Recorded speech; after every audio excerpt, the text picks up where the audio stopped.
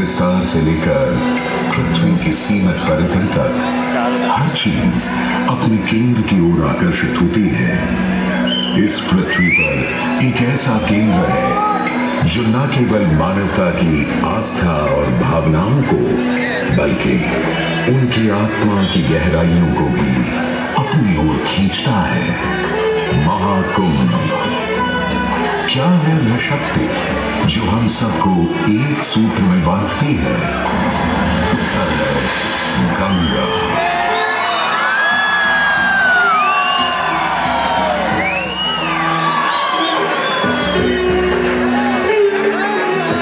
किंतु गंगा क्यों? क्योंकि गंगा कोई नदी नहीं है, आस्था की अविरल तरल धारा है गंगा। विश्वासों की वाहिनी, संस्कृतियों की सरिता है गंगा।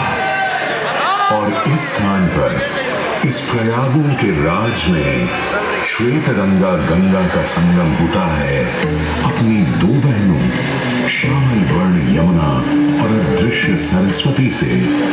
और इस त्रिवेणी संगम के कारण ही यह जगह इतनी महत्वपूर्ण हो जाती है। गंगा के उद्गम के बारे में जो पौराणिक कथा प्रचलित है वो बड़ी ही रोचक और मनमोहक है। तो आइए क्यों ना आज हम आपको गंगा अवतरण की कहानी सुनाएं, दिखाएं।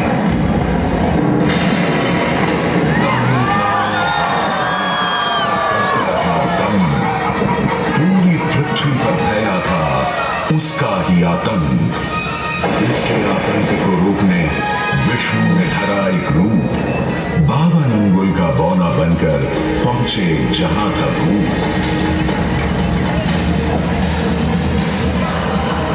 सारे दरबारी बौने ब्राह्मण पर हंसे, पर बाली ने जब उसे दान मांगने को कहा तो उसने कुटिया बनाने को केवल 3 पग भूमि मांगी। पर जब बौने ब्राह्मण ने भूमि नापनी शुरू की तो जैसे भूचाल वामन ने पहले पद में पूरी धरती नाप ली और अगले कदम से स्वर्ग। ब्रह्मा जी ने भगवान विष्णु के चरण होकर उस जल को अपने कमंडल में भर लिया। और अब वामन अवतार ने अपना तीसरा पग बलि के सिर पर रख उसे पाताल लोक भेज मुक्ति दे दी।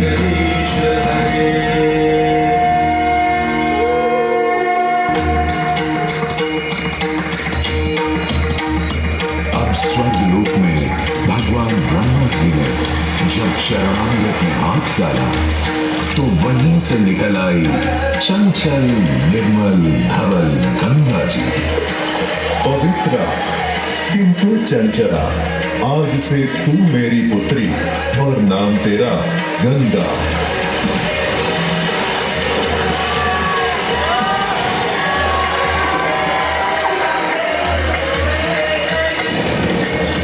उधर कुछ समय बाद सतयुग में इक्ष्वाकु कुल के सूर्यवंशी राजा सगर ने सारे संसार को जीतने के लिए एक अश्वमेध यज्ञ का संकल्प किया।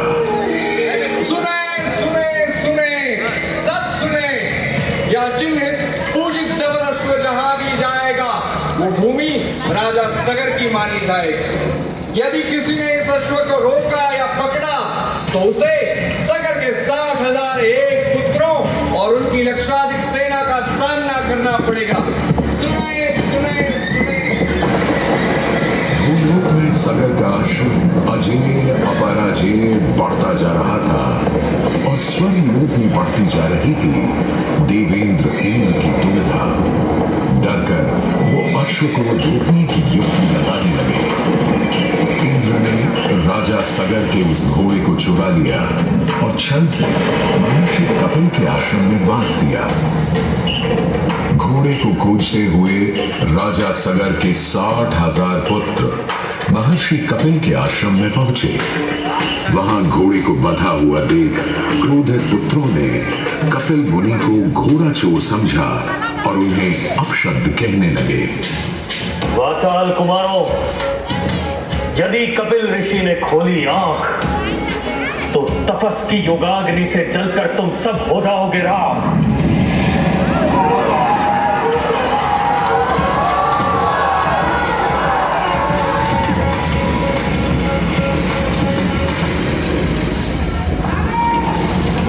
उधर सगर थे चिंतित। न अश्व का पता था, न पुत्रों का कोई समाचार। पिता का दुख देख पुत्र अंशुमन चल पड़े खोज पर। जब महर्षि कपिल के आश्रम पहुंचे तो देखा अश्व को और साथ ही अपने 60,000 भाइयों की भस्म को। महर्षि से की क्षमा याचना और पूछा तर्पण का उपाय। तुम्हारे भाई थे घमंडी, अविवेकी और अभिमानी। भस्म कर दिया उन्हें मैंने, जो उन्होंने मेरी नहीं मानी। गंगा जल, केवल गंगा जल ही दे सकता है मुक्ति उन्हें, जो भस्म हुए तुम्हारे परिजन। अंशुमन को अपने भाइयों के तर्पण के लिए गंगा को लाने का बहुत मन था, किंतु किसी को राजधर्म भी तो निभाना था और राज भी चलाना था। देखते देखते 7 पीढ़ियां गुजर गईं, पर 7 पीढ़ियों के बाद समय आने पर राजकुमार भगीरथ ने राजा बनने से साफ मना कर दिया।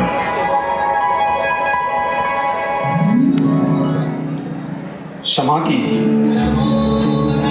क्या ये आवश्यक है कि राजा का बेटा ही राजा बने? मैं पहले तपस्या करूं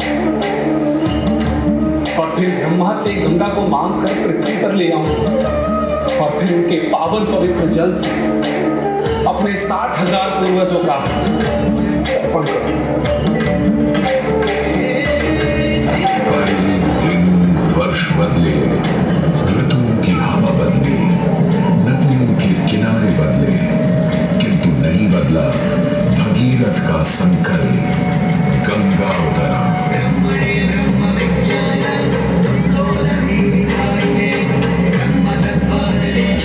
पुत्र भगीरथ, हम तुम्हारे तप से प्रसन्न हैं। बताओ क्या आशीर्वाद चाहिए? हे भगवान, मेरे पूर्वज के तर्पण के लिए मुझे आपकी पुत्री गंगा चाहिए। तथास्तु, किंतु यदि गंगा स्वर्ग से सीधे धरती पर गिरी तो पृथ्वी को चीरते हुए गंगा सीधे पाताल में पहुंच जाएगी। इसलिए तुम भगवान शिव शंकर को मनाओ ताकि गंगा जब स्वर्ग से नीचे उतरे तो वो उसे अपनी जटा में थाम ले। अब भगीरथ ने एक अंगूठे पर खड़े होकर भगवान शंकर को मनाने के लिए शिव शंकर का जाप शुरू कर दिया। जय मन भावन जय पतित पावन शोभित शावन शिव शंभो विपद विहारम अधम उदाहरण सत्य सनातन शिव शंभो सहज वचन हर जल जन यन वर धवल वरण कोई भी वर मांग लो आज। हे प्रभु, जब गंगा स्वर्ग से धरती पर गिरे तब आप बीच में उन्हें अपनी जटाओं में साध ले, नहीं तो पूरी पृथ्वी नष्ट हो जाएगी। बस इतनी सी बात? ठीक है, ब्रह्मदेव से कहो शिव तैयार है, आने दो गंगा को, आने दो। जय शिव शंकर जय करुणाकर जय जय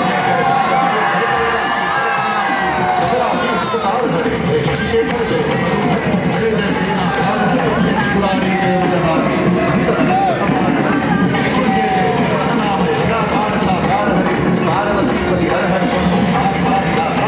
जय रामेश्वर जय नागेश्वर जय दिनाथ के लाल हरे मल्लिकार्जुन सोमनाथ जय महाकाल ओंकार हरे जय महेश्वर जय कृष्णेश्वर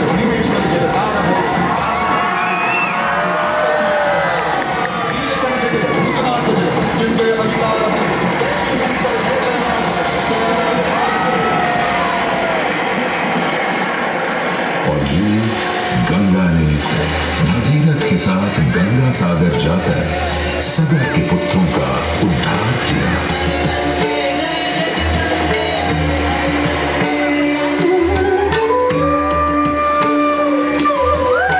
साथ ही वह भारत की सबसे महत्वपूर्ण नदी बन गई, जिसका भारत के जीवन में धार्मिक, आर्थिक, सामाजिक, ऐतिहासिक अभिदान अनंत है। हे मां गंगे, हे जगदम्बे, हे मां गंगे। मोक्षदायिनी गंगा का यमुना और सरस्वती के साथ त्रिवेणी संगम मोक्ष का संगम है। प्रत्येक 12 वर्षों में यह महाकुंभ का स्नान करता है सर्व सिद्धि प्रदान और देता है मोक्ष का वरदान।